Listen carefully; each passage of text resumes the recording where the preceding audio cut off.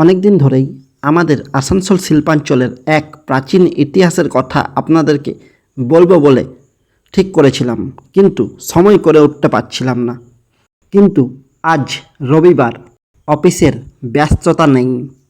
ছুটির দিনের কিছু ব্যক্তিগত কাজ সেরে আমি বেরিয়ে পড়লাম বহরমপুরের উদ্দেশ্যে।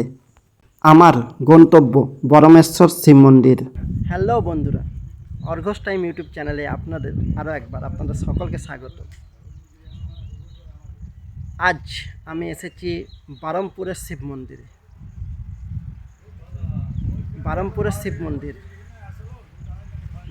শিব মন্দির হচ্ছে আমাদের আসানসোল শিল্পাঞ্চলের এক অতি পুরাতন শিব মন্দির।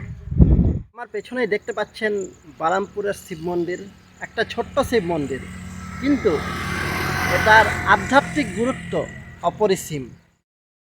আমাদের আসানসোল শিল্পাঞ্চলের লালগঞ্জ সংলগ্ন এক সাঁওতাল জনজাতির গ্রাম বহরমপুর। এই গ্রামেই রয়েছে 100 বছরেরও অধিক পুরনো এক শিব মন্দির, যা বরমেশ্বর শিব মন্দির নামে পরিচিত। আজ থেকে 100 বছরেরও অধিক সময় আগে এক সাঁওতাল কৃষক তার জমিতে হাল বাইতে গিয়ে অদ্ভুত শিলাখণ্ডের খোঁজ পান। প্রথম অবস্থায় তিনি অতটা গুরুত্ব না দিলেও পরে স্বপ্নদেশ লাভ করেন। স্বপ্নে তিনি জানতে পারেন যে ওই শিলাখণ্ডটি কোনো সাধারণ শিলাখণ্ড নয়, ওই পাথরটি স্বয়ং মহাদেবের প্রতীক। তারপর থেকেই এলাকার মানুষ ওই শিলাখণ্ডটিকে মহাদেবের প্রতীক অর্থাৎ শিবলিঙ্গ রূপে পূজা করতে শুরু করেন।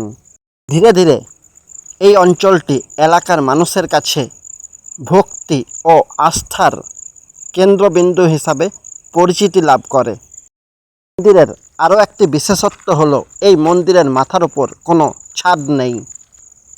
অতীতেও ছিল না, আজও সংস্কারের পরও মন্দিরের মাথার উপর ছাদ করা হয়নি, কারণ এলাকার মানুষের বিশ্বাস বাবা বহরমপুরেশ্বর খোলা আকাশের নিচে বিরাজ করতে ভালোবাসেন।